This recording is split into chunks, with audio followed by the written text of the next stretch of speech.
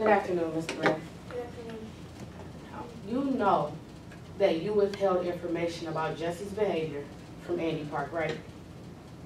I wouldn't say I withheld any information. Well, let's talk about that. You know that Jesse drew a picture called Me and My Gun, right? Yes, I do. In that picture, Jesse was pointing guns at other children. Yeah, it's a picture of this gun. In that picture, he was pointing guns at other children, right? It says something about scaring the bad kids away. He's just kind of pointing it. I'm not really sure what the comic's supposed to be about. So that's a yes to my question? Based on the drawing, yeah.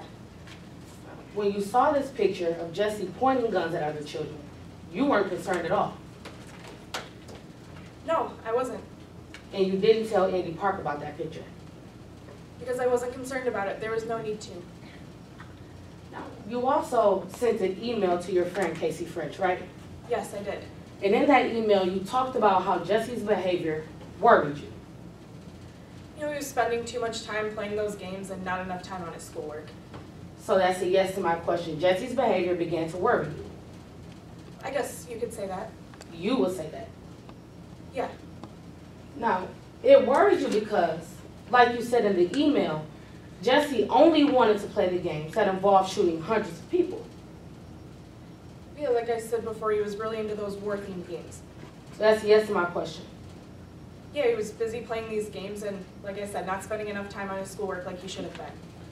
I'm sorry. I don't think you understood my question. You were worried because Jesse only wanted to play games that involved shooting hundreds of people, yes or no? Yeah, that was the objective of some of the games. Even though you had these concerns about Jesse's behavior, once again, you didn't tell Andy Park. Objection, Your Honor, relevance as to whether or not Ms. Hayden Duran told Andy Park any concerns that she had. May I be heard, Your Honor? Yeah. This evidence tends to make it more likely that Hayden Duran was negligent because if she had concerns about Jesse's behavior and failed to tell Andy Park, then it tends to prove that Andy Park was not aware of the same information that Hayden Duran was. Now, further testimony will show that may I proffer? That on August 17, 2010, after she was already concerned about Jesse's behavior, Jesse told her he wanted to play with a real gun and that she was warned by the babysitter as well. Now, if she didn't tell that to Andy Park and Andy Park was aware of none of this information, it tends to prove that Andy Park was not negligent and that Hayden Duran was. Your Honor, may I respond? You may. First, in regards to the relevance of this testimony as far as how it goes to show that Ms. Duran is negligent, under case law Guads v. Root, it simply states that the parent failed to exercise reasonable control over the child. That has nothing to do with warning anyone about any potential problems that that child may have. So this does not fulfill any prong in today's case and does not make any fact in today's case more or less likely. Furthermore, as far as our affirmative defense goes as to how Mrs. Andy Park was negligent in the storage of her gun, the concerns of Hayden Duran and how Hayden Duran knew of or worried of any potential problems with Jesse Duran does not make the storage of the gun or how this gun was stored or how safely it was stored any more or less likely. Therefore, this is completely irrelevant. May I be heard, Your Honor? Yeah. This case basically boils down to which parent was negligent. In doing so, we have to consider what each parent knew and what each parent did with that information. Now, if Hayden Duran was aware of certain behaviors by Jesse Duran, and she was even worried about it, and her child was playing with Andy Park's child on a regular basis, it's very important to consider what Hayden Duran knew, what information she shared with Andy Park, and both parents' actions after knowing that information. Your Honor, if I may respond. Oh, well. Yes, Your Honor. Ms. Duran, you know that Jesse wanted to play with a real gun on August 17, 2010. I believe he had voiced wanting to see a real gun.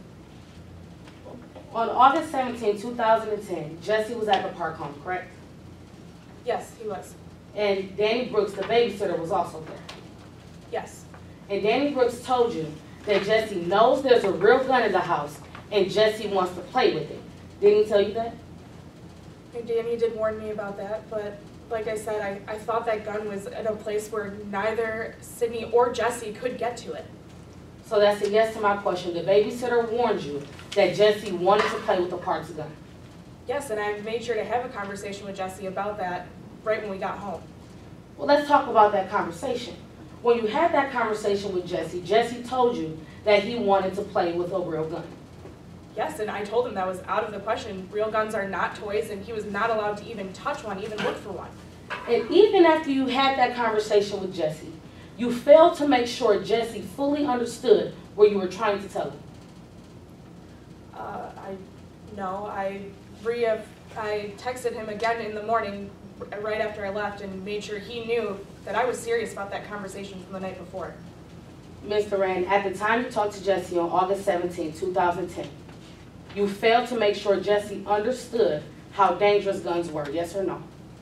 You know, we'd had that conversation plenty of times. He kind of just shrugged his shoulders and walked away. So you didn't make sure that Jesse understood, yes or no?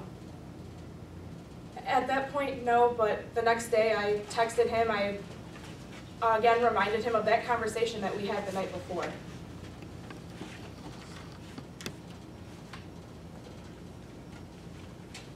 You brought up some text messages that you sent to Jesse Duran on August 18, 2010, right? Permission to approach opposing counsel with those text messages? Okay.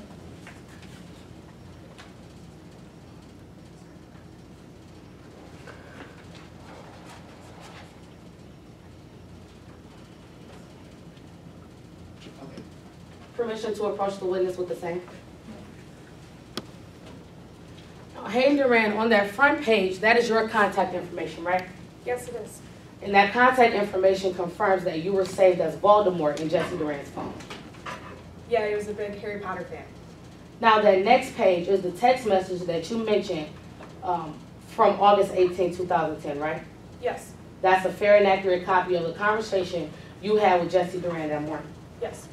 Now, like you said a few seconds ago, you wasn't sure if Jesse understood how dangerous guns were, so you texted him on August 18, 2010. Yeah, we had that serious conversation the night before, and I wanted to reassure that he knew that I was very serious. You wanted to make sure that nobody got hurt that day, right? Of course, I didn't want anything to ever happen to either Sydney or Jesse. Objection, Your Honor. I asked that if they are using these text messages and referring directly to them, that they be offered into evidence before they reference them. Your Honor, at this time, plaintiff moves plaintiff 4 into evidence. No objections, however, is the contact information No, going to the be part contact of? information will not be in evidence, just the text messages. Yes. The contact information was used to confirm that it was her who sent the text message. No objection, Your Honor. Now, you wanted to make sure that on August 18, 2010, nobody got hurt. Of course, like I said, I would never want anything to happen to Jesse, and I didn't want anything to happen to Sydney. That's because the conversation that you had the day before with Jesse made you think somebody could get hurt. No, not necessarily. I just wanted to make sure that the point I made was clear. That guns were dangerous, right? Yes, And that you didn't want anyone to get hurt. absolutely. Now, even though you were worried that someone could get hurt, you still failed to share that information with Andy Park. Again, I didn't think that gun would be in a place where the kids could get to it. Mr. Rand, I'm sorry, leading you back to my question. You failed to share that information with Andy Park, yes or no? No, I had plenty of conversations with Jesse, but no, I didn't tell Andy.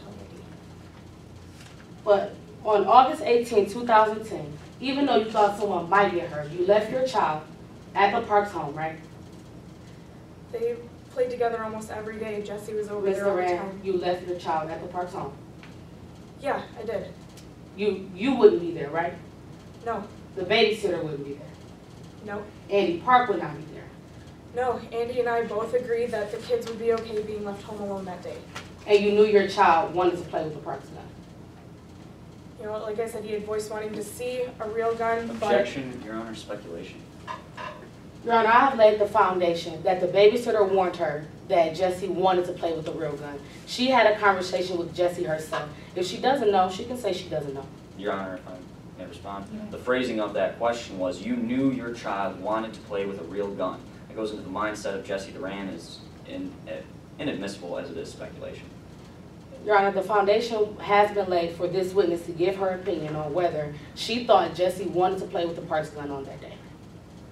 Your Honor, she can go into her rationally based perceptions. She can ask about, you were warned that this, and this happened. However, she can't go into the mindset of Jessie Duran, and it's improper. Sustained, refuse.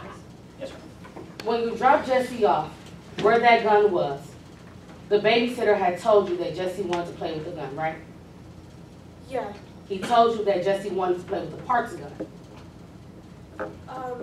I think so, yeah. Yes or no? He told you that Jessie wanted to play with the Parks gun. He had said that Jessie wanted to see a real gun, yes. Is it your testimony that Danny Brooks did not tell you that Jessie wanted to play with the Parks gun?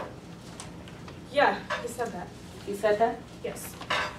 And still on August 18, 2010, you allowed Jessie to be at the Parks home, right? Yeah, just like any other day. And you would not be there once again. Neither Andy or I would have been there. And you left your child there knowing he wanted to play with that gun. You know, the kids would have been unsupervised every so often, but we had Keith coming in every so often. You know, he was gonna come hang out with the kids. I didn't think anything like this would have ever happened. Ms. Duran, I just need a yes or a no.